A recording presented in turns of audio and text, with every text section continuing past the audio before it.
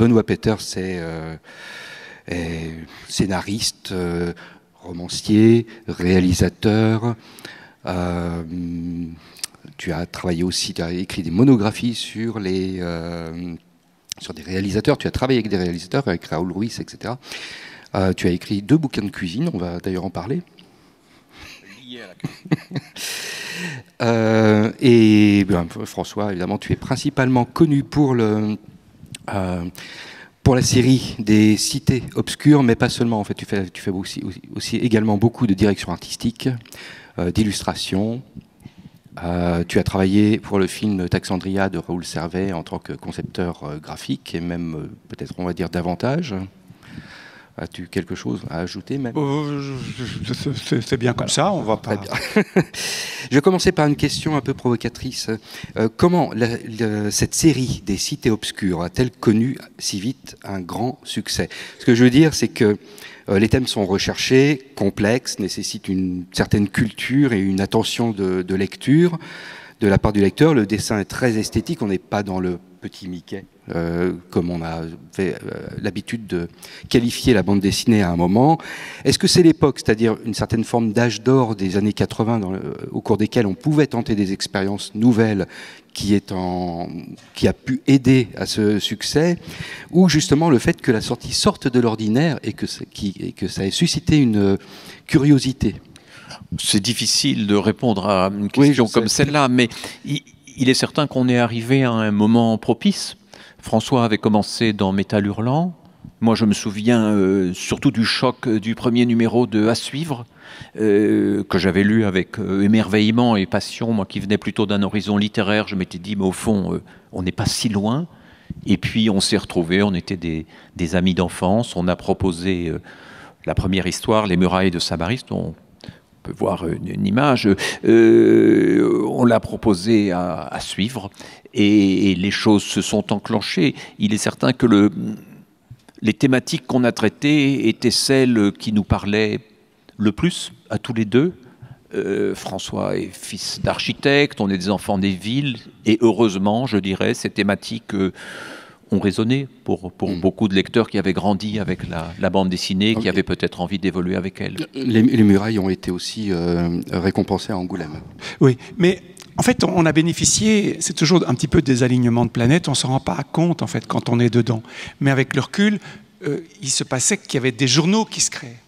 Alors, c'est extraordinaire d'être dans un train qui part. Métal Hurlant, l'équipe, tout ce qu'il y avait autour de ce journal à suivre. Vous avez comme des leaders de ces journaux, Mobius, Dreuillet, et Métal Hurlant, à suivre, c'était Tardy et surtout Pratt, qui était vraiment un peu le capitaine de vaisseau. Mais vous voyez sortir ici même, vous voyez Silence, vous voyez... C'est extraordinairement motivant d'être dans ces trains qui partent. C'était le début des années 80 qui était particulièrement dynamique. Particulièrement dynamique, mais il ne faut pas oublier qu'on travaille à ce moment-là très fort pour le journal. Il ne faut pas oublier qu'il y a 300 nouveautés par an à ce moment-là en bande dessinée. 300 albums. 300 albums par an. Et l'essentiel, c'est les journaux. Rappelez combien il y en a aujourd'hui. 6000. Voilà. Voilà, donc ça a un peu changé. Un passionné de bande dessinée pouvait à l'époque se faire une idée de tout ce qui sortait.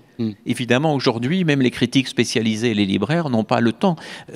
Donc c'est un esprit tout à fait différent. Les auteurs se connaissaient d'un journal à l'autre, d'une maison à l'autre. Il y avait des échanges. Il y avait en même temps des familles. Moi, j'étais un peu un transfuge, donc parfois un peu considéré un peu bizarre, mais...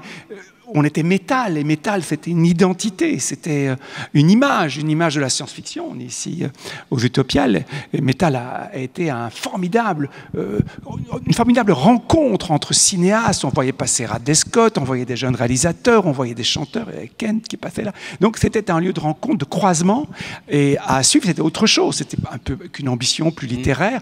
Et donc c'était quand même extraordinaire d'avoir ces machines à rêver. Il y a un phénomène qui m'a toujours surpris aussi, c'est que bon, quand on regarde la première édition des Murailles de Saint-Maurice, c'est un album relativement classique dans son format, le grammage du papier, etc. Par contre, les choses changent assez rapidement et on se retrouve avec de l'utilisation d'encre assez chère, des couvertures extrêmement épaisses, un grammage papier plutôt conséquent. Certains albums, notamment si on comprend les hors-séries, pèsent plus d'1 kilo. J'ai vérifié. Oui, pas beaucoup. Pas beaucoup. Oui, pas beaucoup, mais ça, voilà, c'est un petit poil au-dessus. Mais la caractéristique première, c'était pas ça. C'était la volonté d'avoir des albums qui développent un même monde sans se laisser enfermer par un même personnage ou par une même ville. L'envie, c'était que chaque album remette un peu les compteurs à zéro. Et donc, quand on a fait le premier album, effectivement, on était cadré. Oui. Hein, on était des débutants, il fallait montrer patte blanche. Et puis, pour La fièvre d'Urbicande, le deuxième album, on s'est rendu compte tout de suite que le cadre d'un 48 pages cartonné couleur, qui ne s'appelait pas encore 48cc à l'époque, une appellation contrôlée Jean-Christophe Menu, que ça n'allait pas fonctionner. Et donc, on nous a dit, si vous voulez faire plus long, il faut faire noir et blanc. Et donc, on commençait une série bizarre, puisque c'était deux albums qui appartenaient au même ensemble et qui paraissaient dans deux collections différentes. Il y avait à l'époque l'album classique et puis la collection Romans à suivre, où étaient parus Tardy, Gomez et d'autres, bientôt Rochette avec le transpersonnage. Voilà, donc c'était des mondes assez séparés. Et à chaque fois, on a essayé de faire un objet qui nous convienne, et petit à petit, ils se sont rassemblés dans une présentation plus unifiée. Mais souvent, on nous prête une conscience et une vision qu'en réalité, on n'a pas eu. On était dans le fruit du hasard, hein. Non, on était dans une dynamique, dans un sentiment de raconter les histoires qui nous semblaient les plus évidentes, les plus nécessaires. Mais on n'a pas eu tout de suite l'idée de faire, je ne sais pas comment on peut appeler ça, c'est pas une série, c'est pas... Un ensemble ouvert, qui ne peut pas avoir de fin, et qu'on peut aborder par n'importe quelle porte. Au fond, c'est un territoire, les cités obscures, et donc, de même qu'on peut entrer dans un pays par telle ou telle ville, on peut entrer dans les cités obscures par n'importe quel album. Ils sont relativement indépendants, avec des relations qui peuvent se révéler si on en lit plusieurs. Mais chaque album est une unité. Et il y a une crédibilité, finalement, des cités obscures. Le fait que ce soit justement des volumes qui représentent une cité, notamment, dans certains cas, donne une crédibilité à soi, à cette crédibilité, davantage que si ça avait été finalement des albums de facture plus classique. On n'a pas vraiment réfléchi comme ça. On a réfléchi a posteriori. Je ne sais pas, je me souviens qu'après Les Murailles de Samaris, François, qui avait passé énormément de temps sur les couleurs, dans une technique classique qui était celle des bleus de coloriage, a dit, voilà, la couleur... je ne pourrais pas la développer sur un récit long. À d'autres moments, il avait vraiment envie de revenir à la couleur. Quand on a fait un livre comme L'Archiviste, ou plus tard Le Guide des cités, on a employé une forme plus... Mais pour nous, il n'y a pas d'album qui serait pleinement dans la série ou d'album hors série. La bande dessinée est un des langages, c'est le langage privilégié, mais ce n'est pas du tout un automatisme, une obligation. Et même, j'ai l'impression qu'une station de métro comme Arrêt-Métier à Paris, c'est un peu un morceau des cités obscures. Et on a fait des... Ou celle à Bruxelles. Oui, c'est ça. Ou le documentaire fiction, le dossier B, c'est un peu un morceau des cités obscures. On n'arrive pas à donner, en fait, de frontières. On a un plaisir à raconter des histoires avec des images, et en étant conscient que quelquefois, on ne sait plus très bien où on se situe, mais le plaisir de décrire des mondes et de ciseler, de creuser dans ces mondes des personnages et des situations, et c'est ce qui nous motive en fait. Où en est d'ailleurs la série à l'heure actuelle? Parce qu'à un moment, tu avais annoncé que tu en fait, arrêtais la BD. Oui. En même temps, il y a un nouvel album qui vient de sortir. Donc, qui n'est pas de la bande dessinée. Voilà, c'est ça. À proprement parler. Au sens classique. Ouais. Non mais c'est vrai que c'est une conversation que j'ai eue qui peut sembler un peu bizarre d'avoir dit j'arrête la bande dessinée. En fait, je ne suis pas revenu sur ce que j'ai dit. Ça fait 5 ans maintenant que j'avais sorti ça. Simplement. Le dernier Pharaon. Oui, mais les gens ont confondu. Ils croyaient que j'allais rentrer dans une retraite ou dans un EHPAD, je ne sais pas. Mais j'ai toujours énormément de plaisir à dessiner. J'espère que Winsor McCay, le jour où Winsor McCay a arrêté de dessiner, il est mort le soir même. Et je trouve que c'est une destinée magnifique. Ça montre le lien extraordinaire que cet homme avait avec son dessin. C'était sa vie, et j'espère être dans ses traces. Mais par contre, la forme bande dessinée est une forme tellement extraordinaire qu'on aime tous les deux, Benoît et moi, beaucoup. Et d'ailleurs, les conférences du Collège de France de Benoît sur ce domaine sont formidables. Mais il faut en même temps une certaine énergie. Et il faut avoir le sentiment que vous allez vous étonner, vous bousculer à chaque album.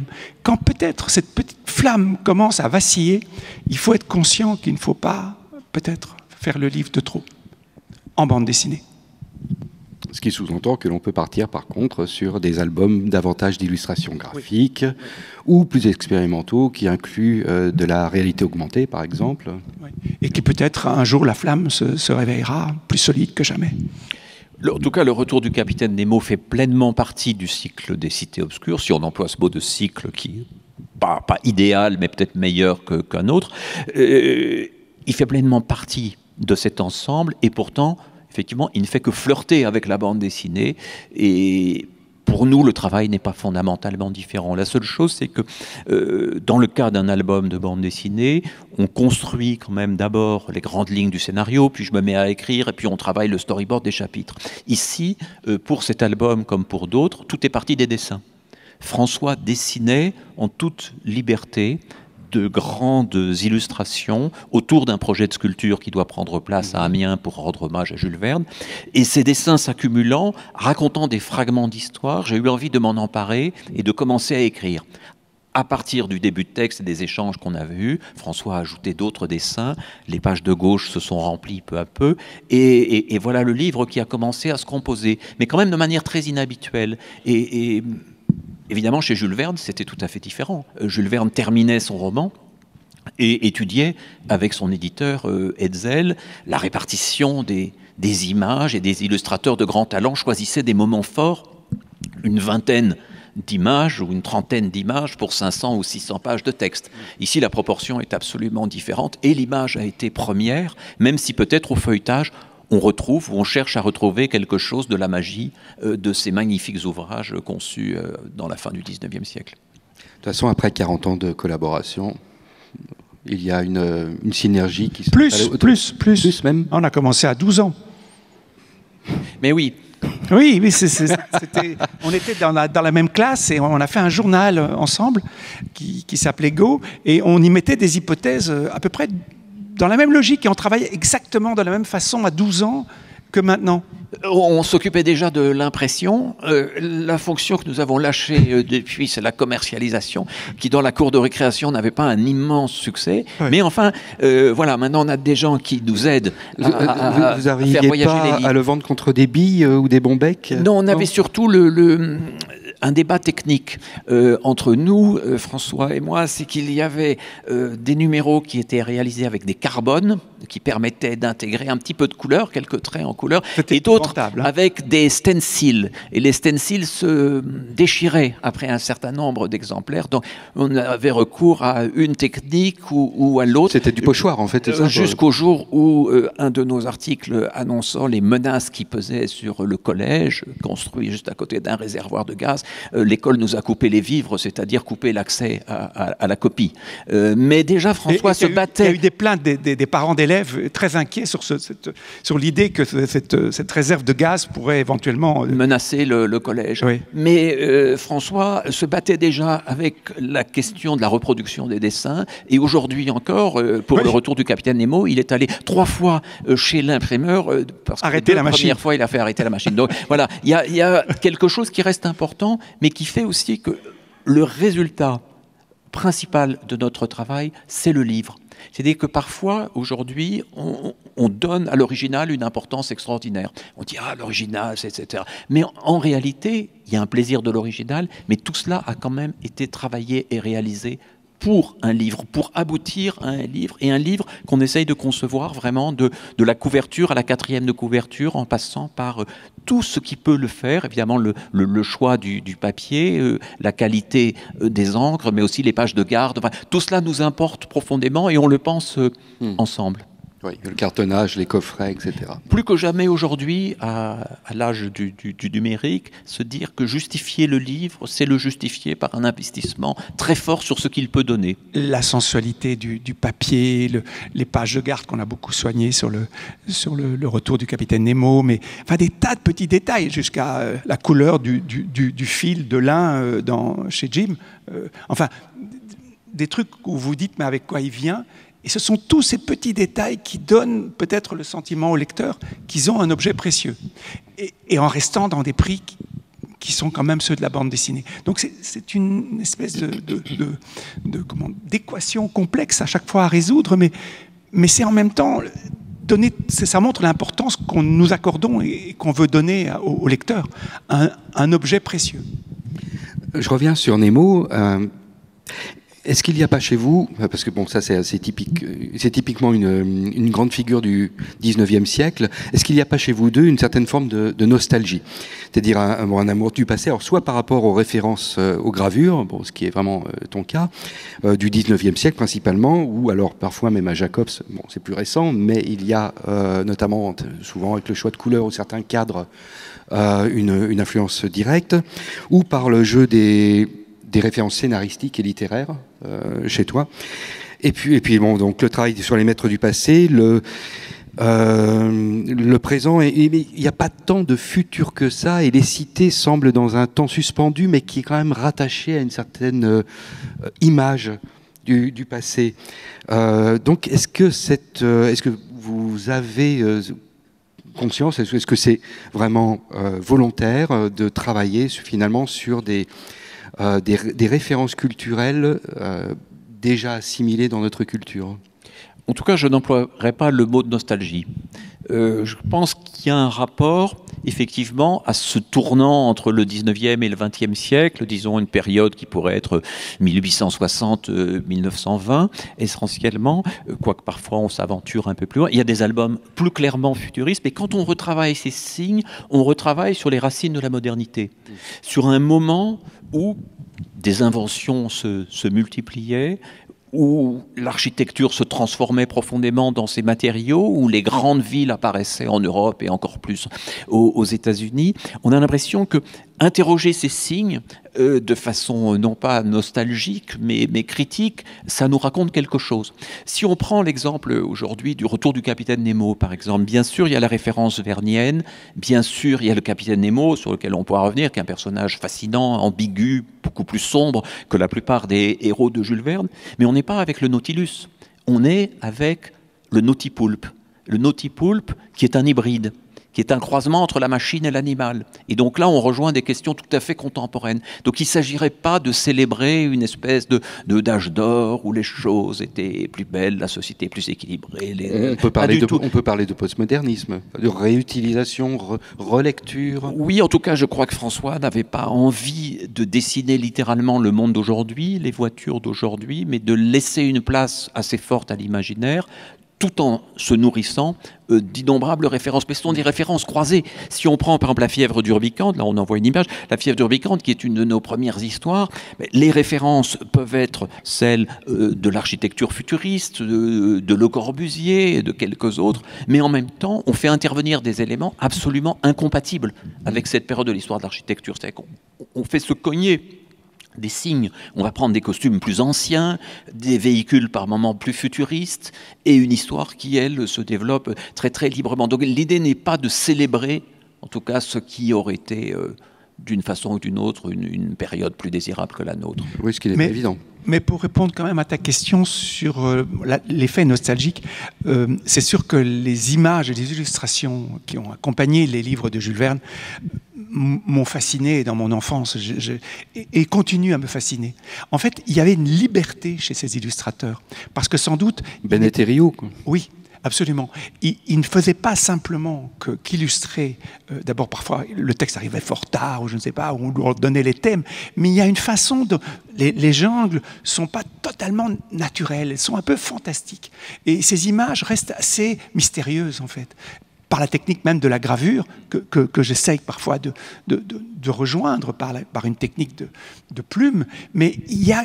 Ces images sont énigmatiques, en fait. Elles prolongent le récit. Elles ne sont pas simplement l'illustration, loin de là. Et puis, il y a cette légende qui vient en dessous. Et tout ça compose, en fait, un objet qui était quand même assez remarquable, assez unique. Sans parler du plat, sans parler des feuilles de soie devant certaines gravures, des effets de couleurs. Ce sont des objets qui ont une modernité et qui résonnent encore. Ce n'est pas un hasard si on a tant de collectionneurs de ces livres. Ils ont une capacité de fascination qui reste pour moi troublante. Ton père est architecte, tu as, Benoît, commencé par des études de philosophie. Quand on développe l'idée de cité, d'architecture, d'organisation, du coup, politique, sociale, on se retrouve assez rapidement à errer du côté des idées d'utopie et d'anti-utopie. Quels sont vos rapports avec ces deux thèmes cousins, si l'on peut dire ? Une chose est sûre, quand on a commencé les cités obscures au début des années 80, une certaine idée de l'utopie, notamment architecturale et urbanistique, était encore bien vivace. Et il y avait encore les derniers échos de l'imagerie de l'an 2000 que des revues comme Science et Vie avaient propagé longtemps.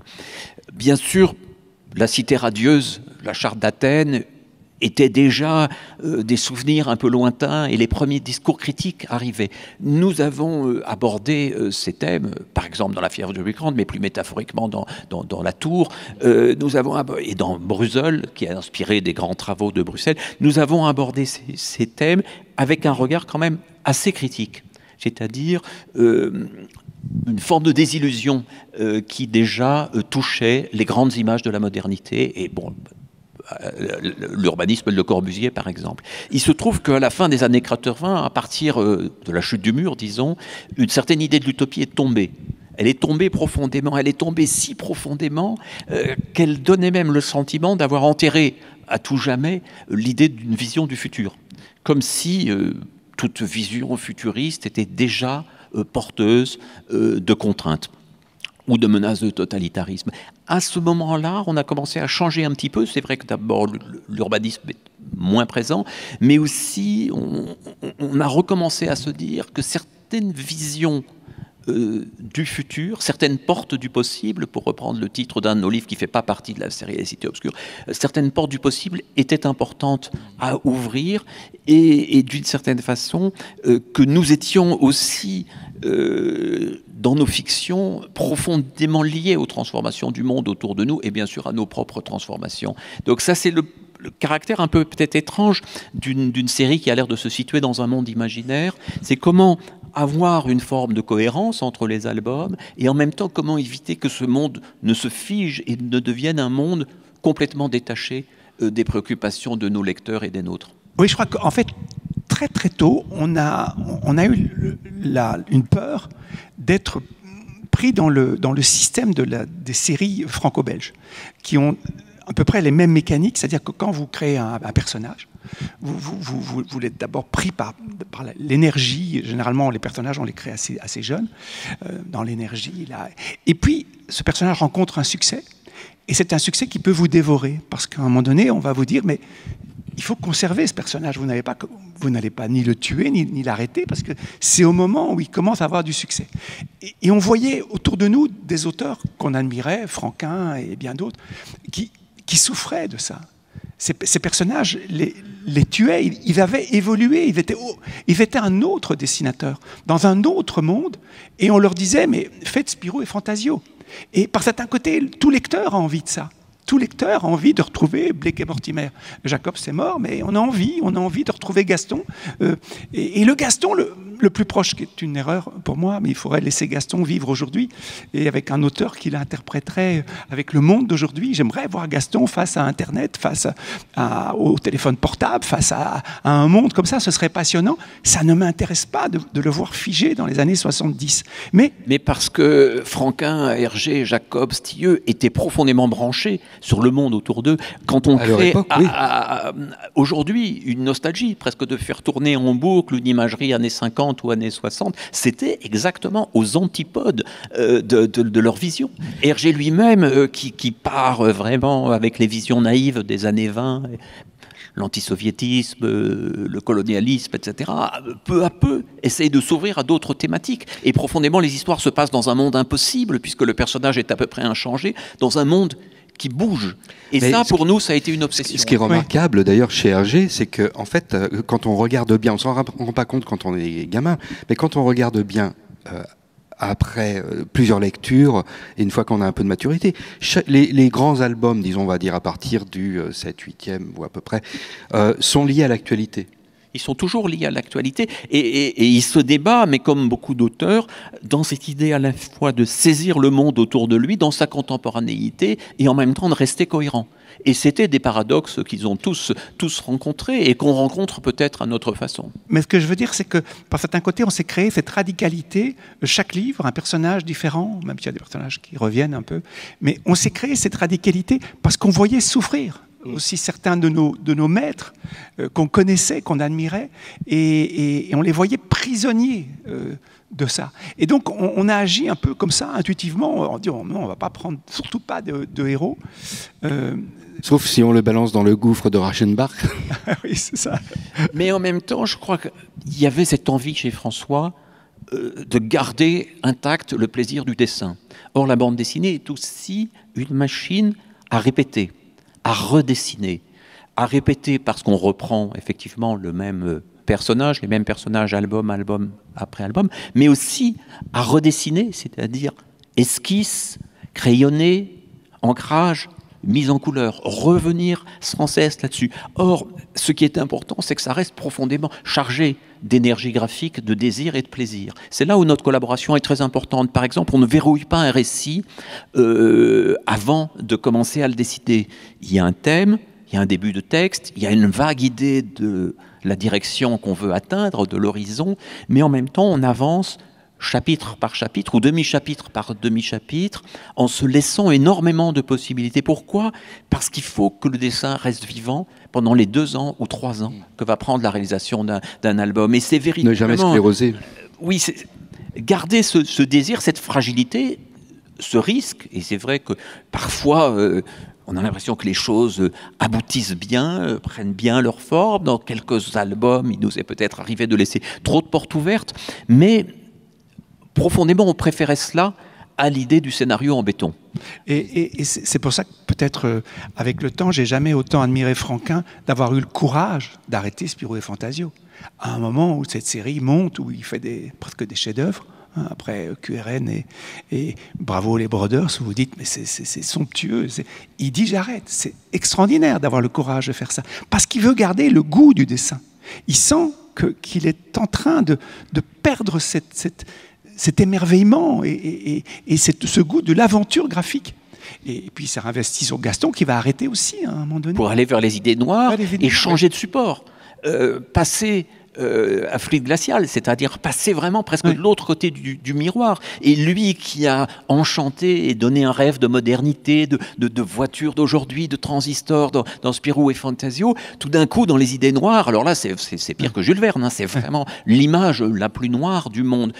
Et ça, c'est magnifique. Jusque dans les moments où peut-être tout à la fin de sa vie, il se perd un peu. Il se perd en prenant un risque. Comme Hergé l'a fait en faisant Tata au Tibet, une histoire sans méchant, en faisant Les Bijoux de la Castafiore, une aventure en trompe-l'œil, qui a déconcerté sur le moment et qui a merveilleusement vieilli. Comme Jean Giraud, quittant Blueberry pour s'engager dans l'aventure Möbius, quittant Pilote pour aller dans Métal, vit profondément et se surprend et garde un dessin qui est en mouvement. C'est vraiment des choses fondamentales. Chacun le fait à sa façon, avec plus ou moins de bonheur, plus ou moins de constance. Mais quand il n'y a plus ce désir-là, alors la bande dessinée se révèle comme une machine à enfermer dans les cases et dans la répétition. Ouais. Comme je disais tout à l'heure, tu as collaboré à deux ouvrages sur la gastronomie. Il y a quelques jours, en travaillant sur la table ronde, je me suis dit, tiens, mais pourquoi ne fait-il pas un livre les recettes des cités obscures, enfin la gastronomie des cités obscures, comme on a pu le faire pour certains studios, certains films ou certains univers? Oui, dans le Guide des cités, il y a quelques échos là-dessus, mais... Voilà, il faut que chaque livre tombe avec nécessité. Je suis pas sûr que dessiner la nourriture, c'est pas facile. Je m'étais beaucoup intéressé à ce problème-là en parlant avec Jiro Taniguchi, le grand auteur japonais de L'homme qui marche, de Quartier lointain, du sommet sur des lequel dieux, tu as écrit une biographie. On a fait un livre d'entretien ensemble et il a fait Le gourmet solitaire. Et je me souviens qu'on avait eu de grandes discussions sur la difficulté de représenter les plats et notamment de représenter les plats en noir et blanc. Il disait oui, mais moi je cherche plus le sentiment du lieu, la sensation de ce gourmet qui se perd, que véritablement le plat. Quand j'ai travaillé avec Aurélia Aurita pour Comme un chef, on a recouru à la couleur uniquement pour la représentation des plats. Et puis comme un livre peut conduire d'une aventure à l'autre, c'est vrai que le fait d'avoir fait cette bande dessinée où je révélais ma passion de jeune homme pour la cuisine m'a permis de faire un livre d'entretien avec un des plus grands cuisiniers français, Michel Guérard, et donc de vivre une aventure. Et ça, c'est une chose que j'adore, je crois que François adore aussi, c'est les rencontres que chaque livre peut permettre. Ça peut être avec un musicien, ça peut être avec un sculpteur, ça peut être avec un cinéaste. Et il y a, je dirais presque par-delà le contenu des livres, parfois l'engagement dans une aventure amicale ou dans une rencontre qui nous transforme et qui nous emmène sur un terrain qu'on n'aurait jamais imaginé à nos débuts. Justement, je voulais parler de la bande-son, parce qu'on parle assez rarement finalement du disque. L'affaire des ombres avec une musique de Bruno Le Thor qui est liée à l'album. Comment s'est passée cette collaboration? D'abord, quelle est la genèse du disque et comment s'est passée la collaboration sur l'affaire des ombres? Oh là là, mais Bruno est un ami, et c'est vrai qu'on a commencé maintenant il y a très longtemps, on a plein de projets encore. En fait, c'est quelqu'un qui est un musicien, qui est un producteur, qui dirige le festival Ars Musica à Bruxelles, qui est un musicien français, mais qui voyage pas mal.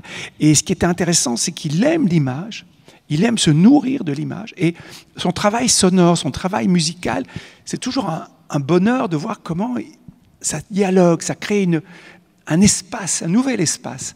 Et je me rends compte à quel point j'aime cet homme et son univers, et à quel point, en plus il est adorable, il vient souvent se greffer à des projets comme ça, il vient nous accompagner sur des tas de choses.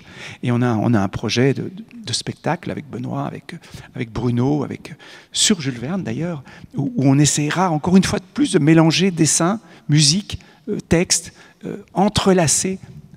On a même fait deux adaptations radiophoniques des Cités obscures. Il y a eu La frontière invisible et La tour. Alors c'était très étrange puisqu'on part d'une histoire où l'image est absolument essentielle et on la transforme en une fiction où la musique joue un peu le rôle d'accompagnement qui était celui de l'image. C'est une forme tout autre, mais ça peut être une porte d'entrée dans la série. Au fond, quelquefois, je dirais, le résultat nous importe presque moins que le processus.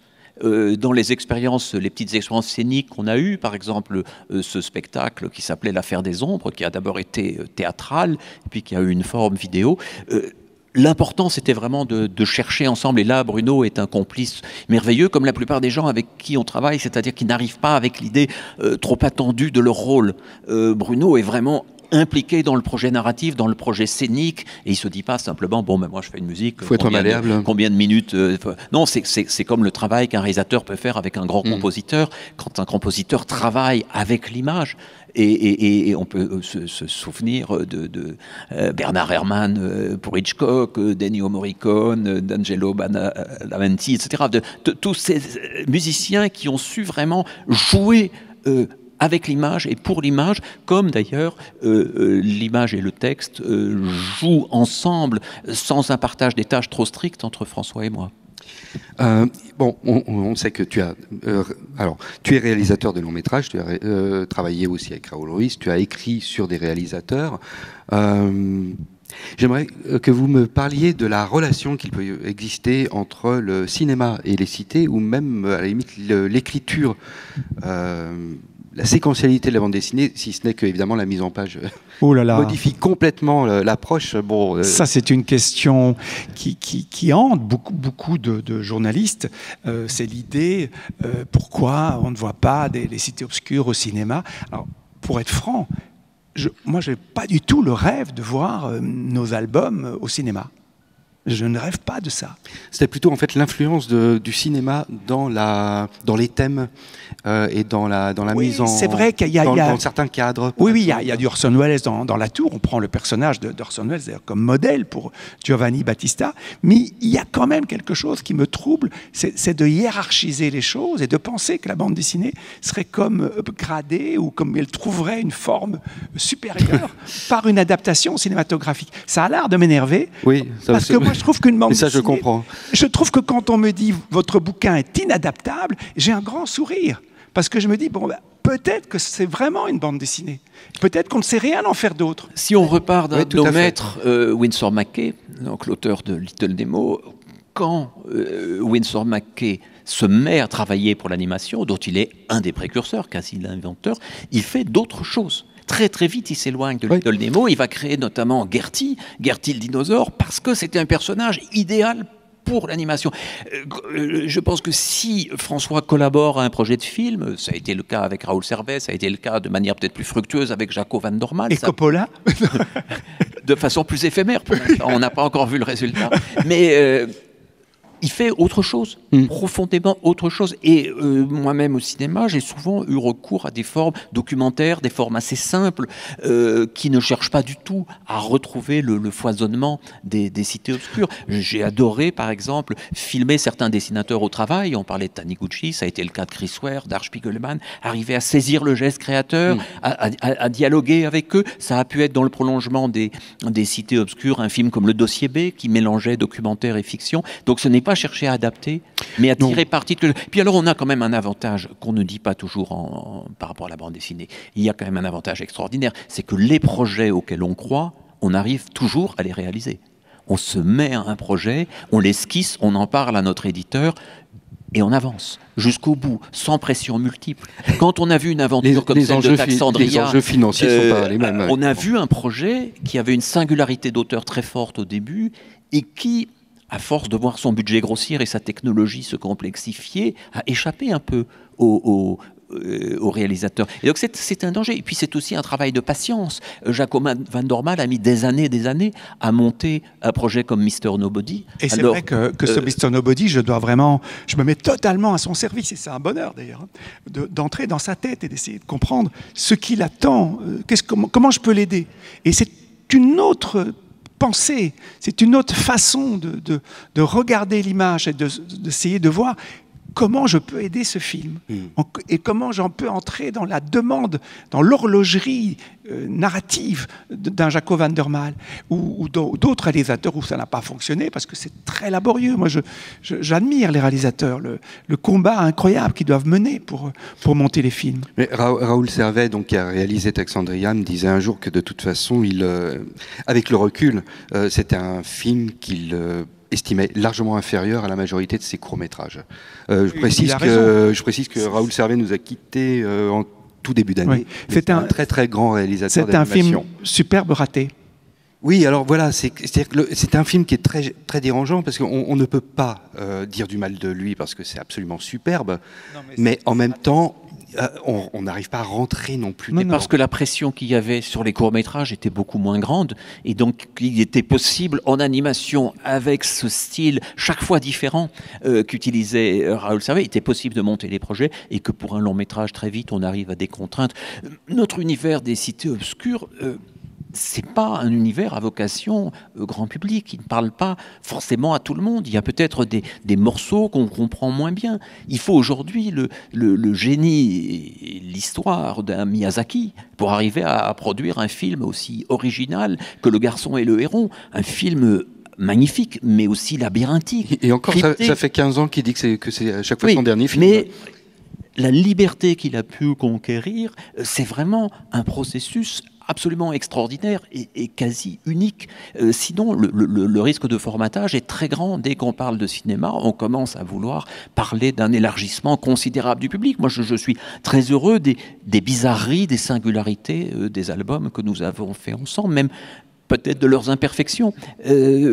Voilà, c'est pas grave parce que chaque album a été fait avec sincérité. Le lecteur, la lectrice peut préférer tel ou rester extérieur à cet univers. Mais nous n'avons jamais subi de contraintes ou de censure ou de limitation, ni dans les objets, ni dans les thèmes, ni dans les techniques utilisées. Et ça, c'est quand même quelque chose d'unique que la littérature peut avoir aussi, bien sûr. Oui, et d'ailleurs, quand je fais travailler sur une station de métro, sur un aménagement ou une scénographie pour une exposition universelle ou pour un musée comme le Trendworld, il y a un ensemble de contraintes absolument phénoménal, la sécurité, le coût, la circulation, la compréhension. C'est une équation d'une complexité folle. Et j'adore, parce que en même temps, pour moi, ce qui m'intéresse, c'est d'avoir la force de l'imaginaire dans l'ensemble de toutes ces contraintes. Donc c'est garder la légèreté. D'ailleurs, souvent les dessins sont avant, et ils sont là pour éclairer dans les moments extrêmement difficiles qu'on passe, pour faire atterrir ces projets. Parce que le Trainworld, c'est 10 ans entre la première fois où j'aborde le sujet et l'ouverture. Le musée du train à Bruxelles. 10 ans d'acharnement pour convaincre, et les dessins restent toujours le guide. C'est incroyable. Les dessins, on y revient toujours. Comme pour la station de métro, Arrêt-Métier, ce sont les dessins qui sont là au début, et ce sont là qui, mine de rien, ce sont ceux-là qui vont permettre à un moment donné de revenir toujours à eux et à la vision qu'il y a eu. Et ça, c'est pour vous dire la force du dessin. C'est une force incroyable qui peut convaincre et qui parfois, dans les moments de doute et les longs tunnels qu'on peut avoir, quand l'argent, les problèmes de tous ordres nous tombent dessus, il y a quand même ce morceau de rêve dessiné. Je vous propose justement, puisqu'on parle d'images, que l'on passe sur celle que tu m'as donnée. Oui, enfin, on a vu beaucoup d'images. Oui, mais du coup, celle-là, comme tu les as choisies particulièrement, je ne sais pas, François, si tu avais collaboré. Bon, alors c'est vous deux. Du coup, vous pourriez, si on peut envoyer, s'il vous plaît, l'autre, enfin, passer sur... Voilà, super, merci. Peut-être en plein écran, même. En fait, c'est du plein écran, mais... Voilà, c'est du plein écran, mais du plein écran 4/3. D'accord. Ah oui. Vignette timbre. C'est pas véritablement du plein écran. Oui, c'est pas du plein écran. Oui, c'est vrai. Quand on lit un livre, on est en plein écran. Hein. C'est étonnant. Oui, d'ailleurs, je m'étais pas retourné complètement, ça fait mal au dos. Mais voilà. C'est amusant d'ailleurs, c'est un des paradoxes de la bande dessinée, c'est que dans des images parfois extrêmement petites, nombreuses sur la page, pensons à Jacobs par exemple, on a vraiment dans chaque case ce sentiment de plein écran.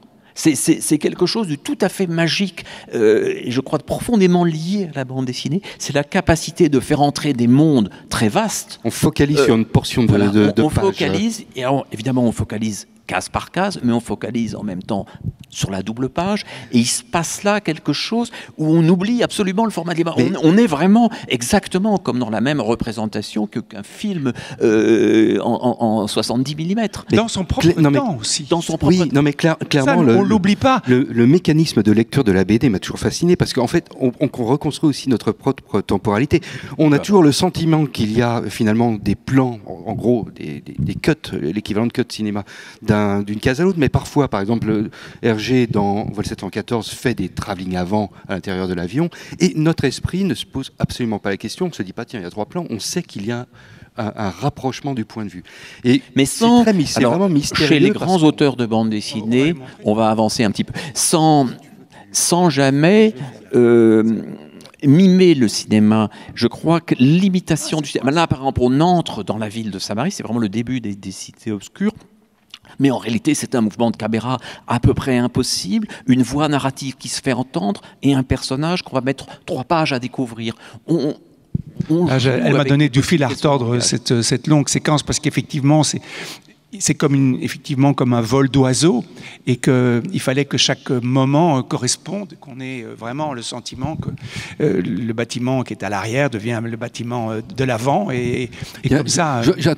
J'en profite pour poser une question. J'ai toujours été assez fasciné par la typographie. En fait, on parle insuffisamment de la typographie. Ah, ça, je suis bien d'accord. Hein, on est d'accord. Ah oui, alors, moi j'adore. Ils sont remarquables dans tout le cycle de la cité. Est-ce que tu peux du coup en dire un mot ? Oui, bien sûr, avec plaisir. Personnellement, pour moi, le texte, c'est du dessin.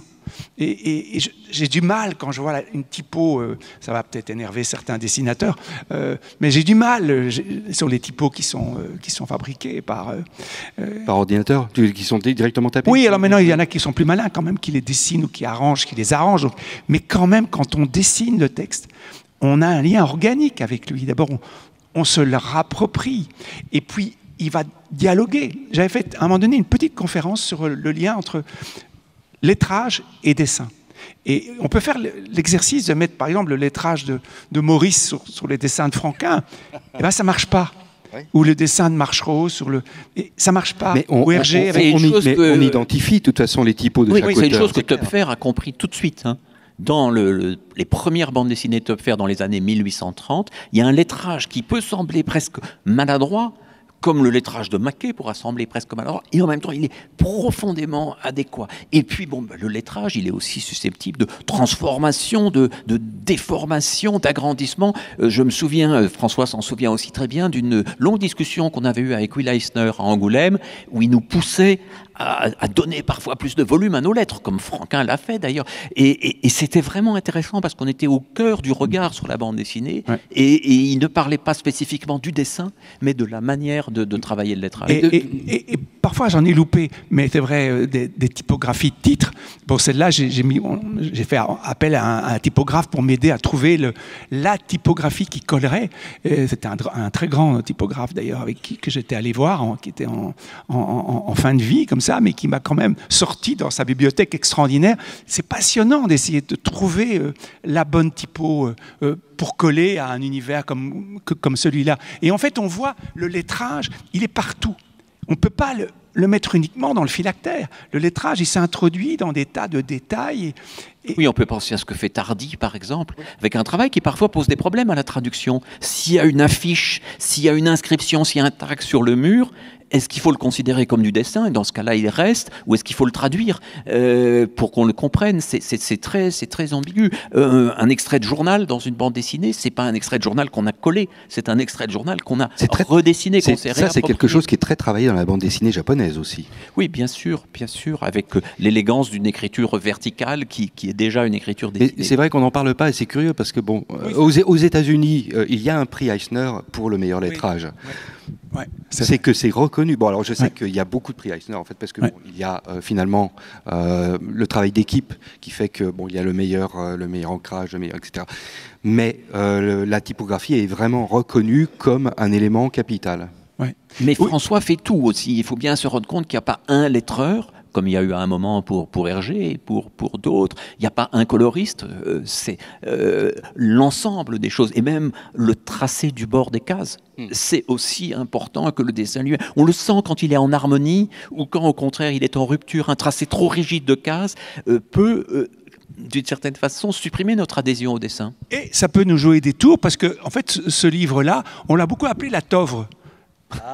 Et alors les gens venaient dans la librairie, est-ce que vous avez la Tovre? Et c'était toujours problématique, donc je me suis rendu compte quand même qu'il fallait faire attention avec la typographie.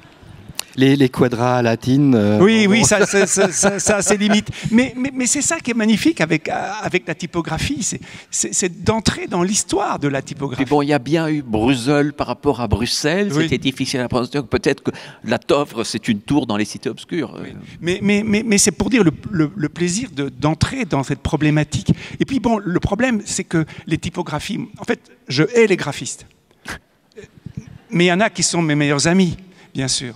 Mais il y a quand même des graphistes, il faudrait les bons. Oui. Il y a des trop chômage. Oui. Alors tant qu'à faire, je préfère mes défauts. Les enfermer dans une prison du Pyrénées, comme la première case, puisque là, je parlais de références du mot passé. Oui. On a eu une expérience magnifique avec Philippe Guelmetti pour le retour du Capitaine Nemo, donc quand même, saluons-le au passage. Et bien d'autres. Non, il ne faut pas tous, mais il y a quelques exceptions remarquables. Ce qui arrive, c'est des gens qui disent parfois, pour tel festival, on adore votre travail, on prend une de vos images, et puis... on fait quelque chose, une composition, on rajoute tellement d'éléments qu'il ne reste rien de l'image. Parfois, l'élément clé du dessin a été recouvert par les sponsors. Ou je sais pas. Alors, c'est assez bien parce qu'on dit qu'ils sont venus vers une image et finalement, le résultat qu'ils proposent est une destruction. Mais ça, c'est une conférence que j'aimerais beaucoup faire. C'est sur comment on peut foutre en l'air un dessin. C'est extraordinaire, extraordinaire. Il y a des mécaniques où vous vous dites qu'est-ce qui lui est passé par la tête. Parce que beaucoup de graphistes pensent les dessins comme des fonds. C'est-à-dire que ça pourrait être n'importe quoi. Je peux répondre en partie à ta... Tu es graphiste ? Je l'ai été pendant 15 ans, ça tombe mal. Et alors, mais pour le c'est donc toi. Mais pour le long métrage, pour la pub, etc. Donc, et alors, bon, on peut tous faire des conneries, certes, mais généralement, c'est qu'en fait, on n'a pas de pouvoir. C'est-à-dire que si, tous. Non, mais là, vraiment, j'assure, quand tout le monde te dit, mais non, attends, il faut vraiment coller complètement la typo à gauche. Maintenant, mais non, ça peut. Alors, il faut la mettre là. en fait, si on dit, bah, on peut pas dire directement, bah non, parce que c'est un peu de la merde. Et si on refuse, on dit, bah non, mais là, c'est pas possible. Là, dans ce cas, vous avez pris la mauvaise personne ou je ne sais quoi. C'est sûr qu'on n'est pas repris la fois suivante et on s'est planté une boîte, un client. Donc, j'ai eu un cas intéressant l'année dernière. C'était l'exposition Chris Ware au Centre Pompidou. Les trucs d'agence, c'est souvent ça quand même. Il a demandé le cahier des charges, les contraintes. Alors, on lui a dit, mais voilà, vous nous donnez votre dessin et puis on va coller dessus nos éléments typographiques. Il dit, bah non, alors je fais pas l'image parce que pour moi, et quand on voit le travail de Chris Ware, la lettre et le dessin sont totalement intriqués. Alors il a dit, mais je vais redessiner tous vos éléments, le logo, etc., comme il le fait pour le New Yorker. On dit, oh là là, mais ça c'est pas possible, on n'a jamais fait ça, c'est la porte ouverte, vous comprenez, monsieur Ware, c'est la porte ouverte à tout et n'importe quoi. Et alors il a dit, peut-être vous pourriez quand même demander à votre président, je vais vous faire une esquisse, et puis et donc il a réalisé cette magnifique affiche qui intégrait tous les éléments. Mais ça a été presque un scandale. Enfin, c'est à peine si on n'a pas appelé l'Élysée pour permettre la chose. C'était très bizarre quand même parce qu'on fait appel à un artiste qui est profondément, alors là s'il y en a un qui est un artiste texte, image et graphisme, il y a Jo Swart et lui qui sont vraiment des maîtres, et on dit, ben non, vous nous donnez une image, et puis nous, on se débrouillera avec. Et c'était évidemment inacceptable. Mais c'est vrai qu'on le fait, nous aussi, et plein de décisions qui sont prises sont des décisions qui nous paraissent absolument essentielles, liées vraiment au contenu même du livre. Là, du coup, c'est l'archiviste. Oui, non, non, oui, c'est ça. Non. Je demande. Hein. Oui, non, c'est... Mais... chaque fois, c'est redessiné. Parce que je trouve que le fait d'avoir mes défauts, ben voilà. Alors il y a des typos que je trouve que j'ai mieux réussi que d'autres. Hein. J'aime beaucoup celle de Bruegel, par exemple, qui est vraiment plutôt bien vue. Il y en a d'autres où je suis un peu passé à côté. Mais tant qu'à faire, je préfère les erreurs, les miennes, que ceux de certains que je déteste. Non, mais au moins on assume direct. Et puis bon, tu vas pas te suicider. Non. Ça. Tu peux tuer quelqu'un qui est vraiment naze. Oui. Bon. Oui. Voilà, tiens, justement. Bruegel, je trouve que là, je l'ai bien eu. Bon, voilà. Encore un truc un peu difficile à prononcer, hein, quand même. Déjà on s'appelait Schuyten et Peters, c'était déjà pas facile, mais en plus, c'est pas Bruxelles, c'est même pas l'orthographe anglaise, ni l'orthographe flamande, ni l'orthographe allemande, c'est un mixte de tout ça.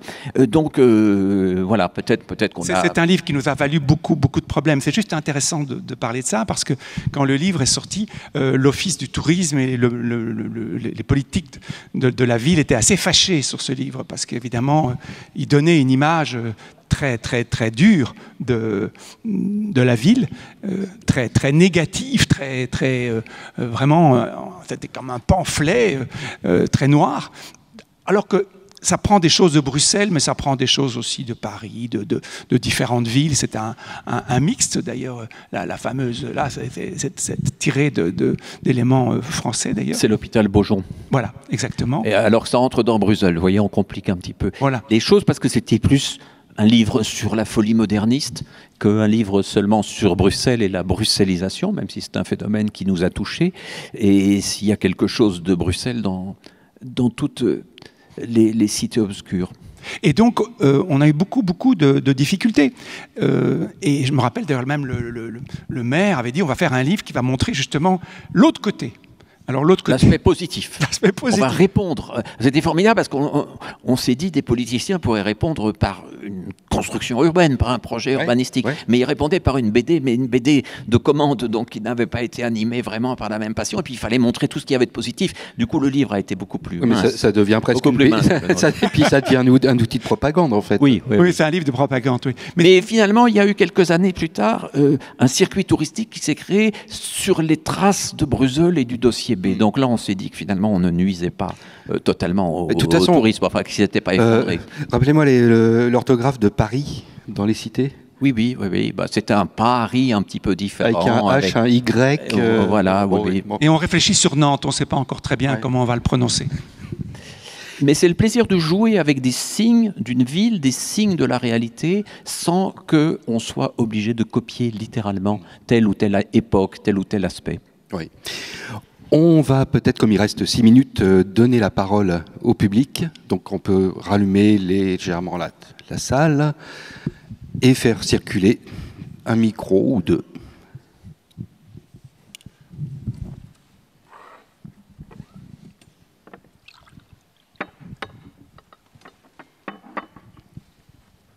Il y a un bras, je crois. Il y a des bras, il y a des micros, mais les deux ne concordent pas pour l'instant. Bonjour. Alors, merci pour les cités et pour cette conférence qui sont toutes les deux passionnantes. J'ai deux questions. La première très rapide, mais c'est la plus importante. Comment s'appelle notre magnifique ami à poil?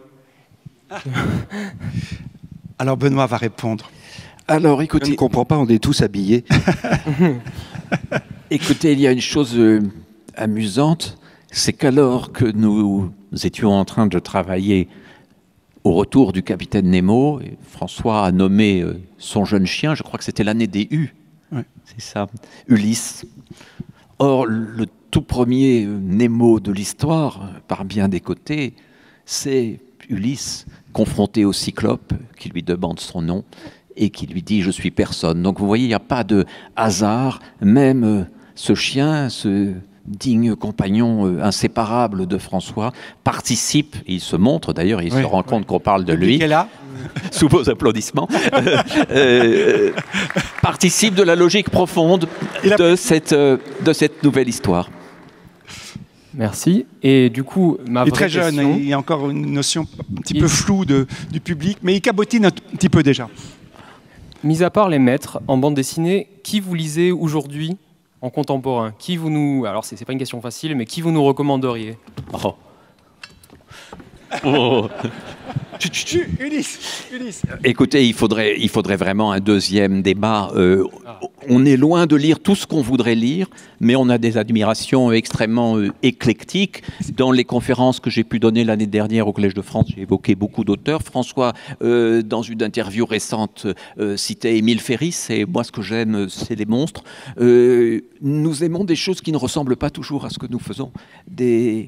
Des œuvres qui font reculer les limites de la bande dessinée, et je pense qu'elles sont très nombreuses aujourd'hui et qu'on ne les voit pas toujours assez. Je rebondis sur quelque chose que tu viens de dire. Est-ce que vous avez remarqué que parfois, en fait, on se prend les chocs esthétiques les plus importants d'œuvres que l'on imaginait justement pas possibles parce qu'elles n'appartiennent pas à notre univers? Je crois que beaucoup d'auteurs aiment des œuvres extrêmement différentes de celles qu'ils produisent.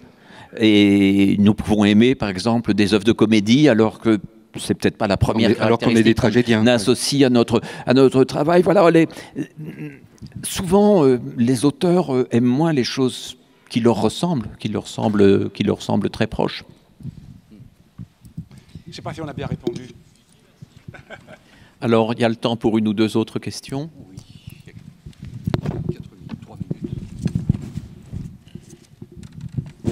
Bonjour, ici.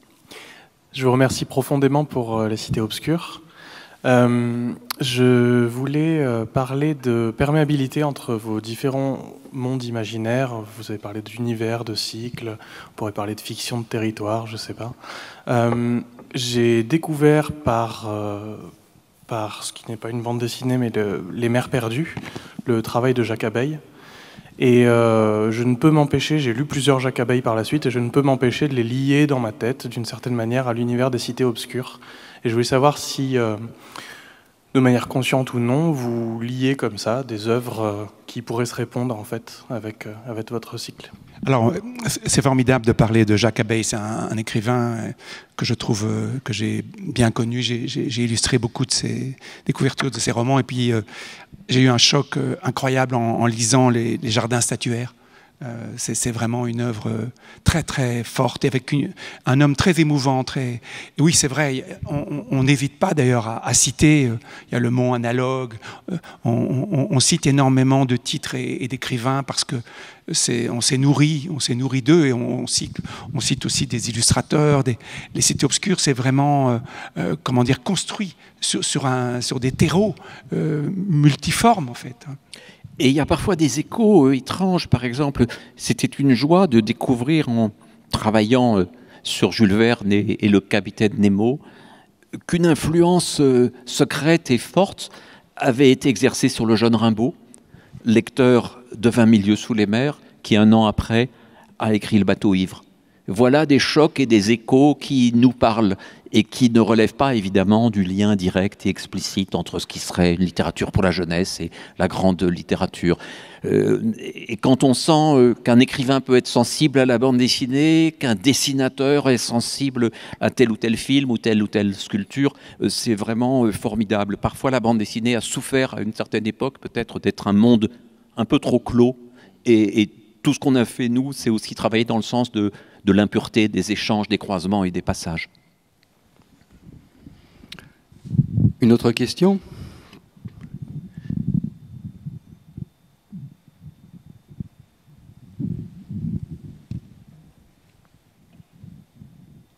Merci. On m'a dit rapidement, moi j'ai découvert vos travaux en 3D à Paris en 1991, l'Opéra Bulle, et ma question, savoir, vous n'avez pas parlé de ces expériences-là, est-ce que, je crois que c'est aussi vos compétences, est-ce que vous en avez fait beaucoup? Est-ce que vous faites beaucoup d'expositions telles celles que j'ai découvertes, après bien sûr vos œuvres écrites? Est-ce que vous pouvez en parler un petit peu quand même de ce que vous avez fait?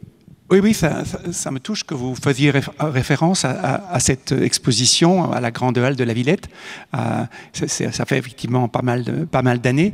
On a toujours été intéressé, Benoît, comme il l'a d'ailleurs juste avant dit, d'essayer d'élargir et de créer toutes ces passerelles possibles entre réel et imaginaire.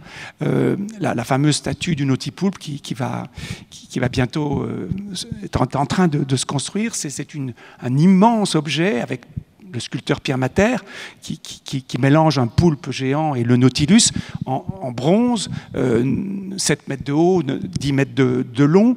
L'expérience d'entrer dans les techniques de fonderie, ou l'expérience de mettre en 3D, l'expérience de construire une station de métro ou d'être dans la scénographie d'un musée du train, c'est en fait se confronter au réel et au regard le regard de quelqu'un qui tourne autour d'un objet, qui tourne autour d'une locomotive, et comment on les met en scène, et en fait c'est le même métier. Ça reste quand même raconter une histoire, c'est quand même prendre les gens par la main, sauf qu'évidemment c'est avec d'autres outils. Mais j'ai l'impression qu'il n'y a pas tellement de différence en fait dans le récit qu'on veut faire. Alors évidemment après la forme et l'écriture changent, mais le désir d'émotion, de trouble, de rêve, il peut se faire avec un objet comme il peut se faire avec un dessin. Mais souvent il y a un dessin avant. Je suis désolé. je suis obligé, parce que nous avons déjà légèrement dépassé, de clore cette table ronde. Donc merci à Benoît et François d'avoir été présents.